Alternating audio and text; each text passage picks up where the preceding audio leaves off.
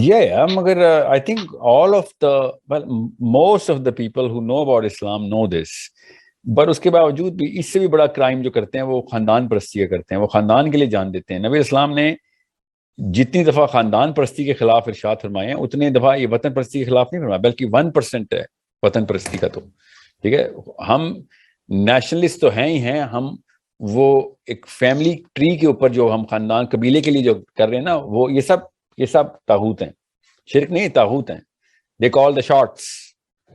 شرک ہوتا ہے جب آپ کسی طرف اپنی عبادت کا رخ کرتے ہیں، طاغوت ہوتا ہے جو کہ ڈیمانڈ کرتا ہے آپ سے کہ عبادت کا رخ میری طرف کرو۔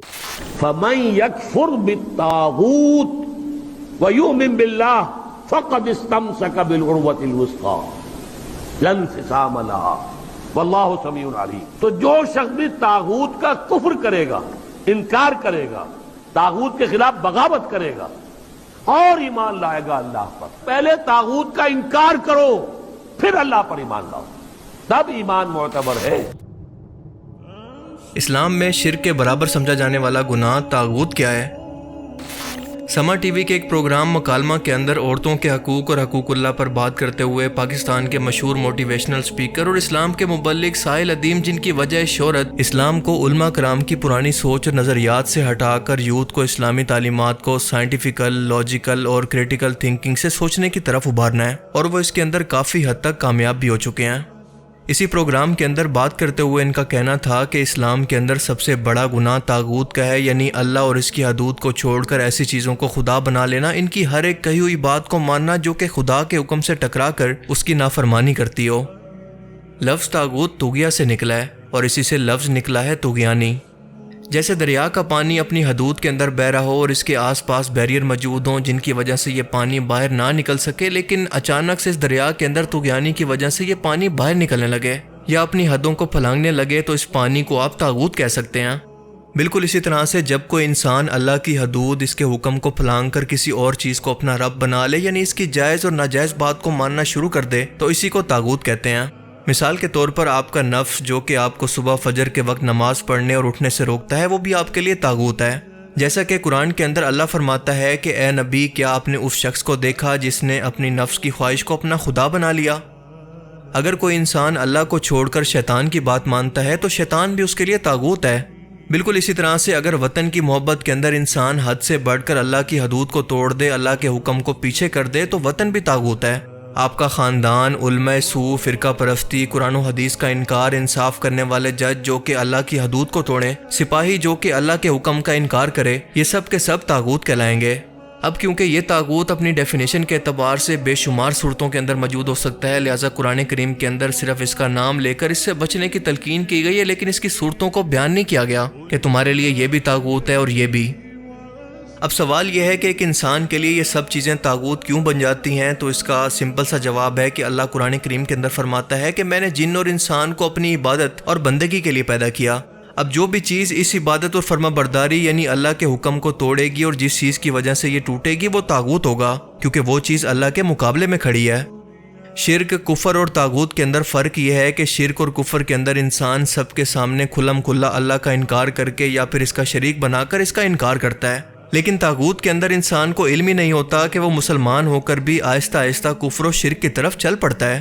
طاغوت کا لفظ قرآن کریم کے اندر کئی جگہ پر نام کے ساتھ بیان ہوا ہے اور اللہ فرماتا ہے جس کا مفہوم ہے کہ اے انسان، پہلے طاغوت کے خلاف بغاوت کرو اور اس کے بعد اللہ پر ایمان لاؤ، تب جا کر تمہارا ایمان مضبوط ہوگا۔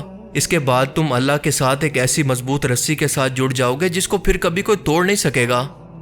عورتوں کے حقوق پر بات کرتے ہوئے سائل ادیم یہی کہنا چاہ رہے تھے کہ آج ہمارے معاشرے کی عورتیں، اگر آج ان سے پوچھا جائے تو 95% عورتوں کو طاغوت کا مطلب ہی نہیں پتا ہوگا، یعنی وہ اس معاملے کے اندر بالکل جاہل ہیں، اور یہ بہت ہی خطرناک صورتحال ہے کیونکہ وہ اللہ کے حکم کو چھوڑ کر اپنے نفس اور لبرل معاشرے کو بلائنڈلی فالو کر رہی ہیں اور اپنی آنے والی نسلوں کو بھی اسی طرح سے تیار کریں گی۔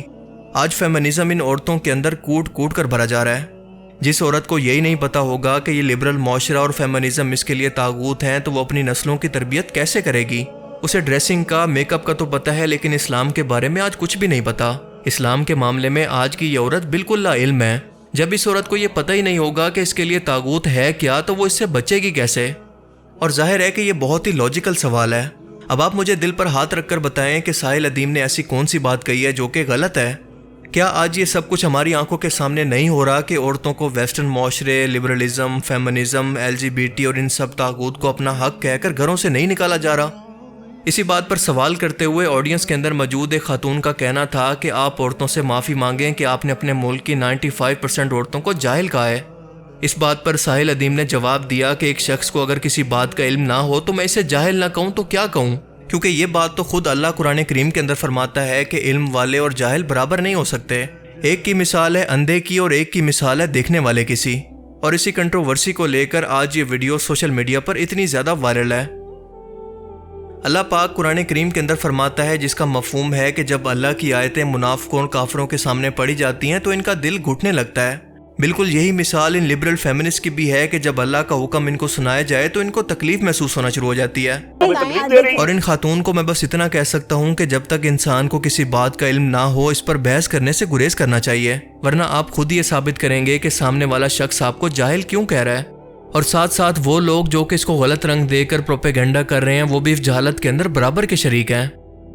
سورہ الزمر، اللہ فرماتا ہے کہ جو لوگ طاغوت کی عبادت سے بچتے ہیں اور اللہ کی طرف رجوع کرتے ہیں ان کے لیے خوشخبری ہے۔ تو آپ میرے بندوں کو خوشخبری دے دیجئے کہ وہ بندے جو کہ بات کو توجہ سے سنتے ہیں اور پھر اس کے اچھے پہلو پر چلتے ہیں وہ لوگ ہیں جنہیں اللہ نے ہدایت دی ہے، اور یہی لوگ ہیں جو کہ عقل والے ہیں۔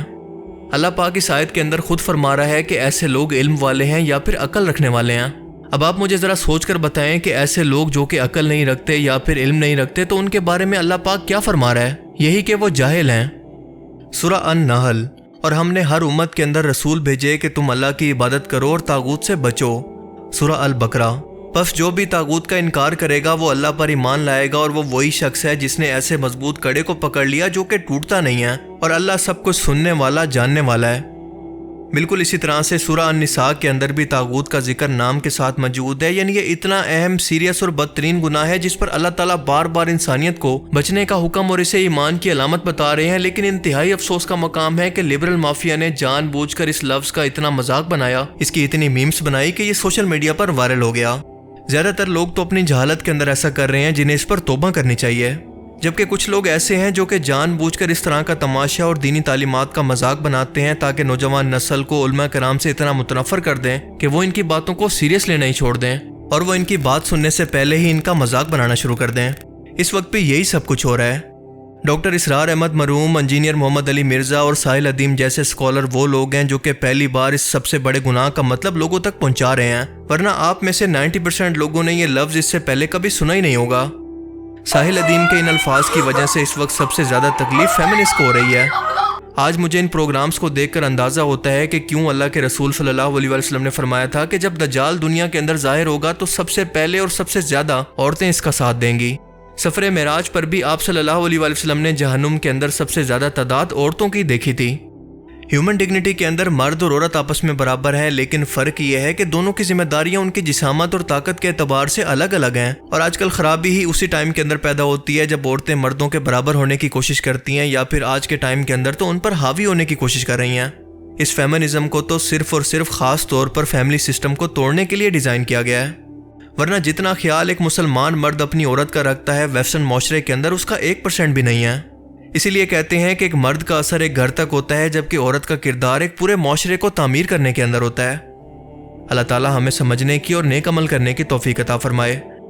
باقی آپ اس بارے میں کیا سوچتے ہیں؟ اپنی قیمتی رائے کا اظہار کمنٹ سیکشن میں ضرور کریں۔ Thanks for watching this video. اللہ حافظ۔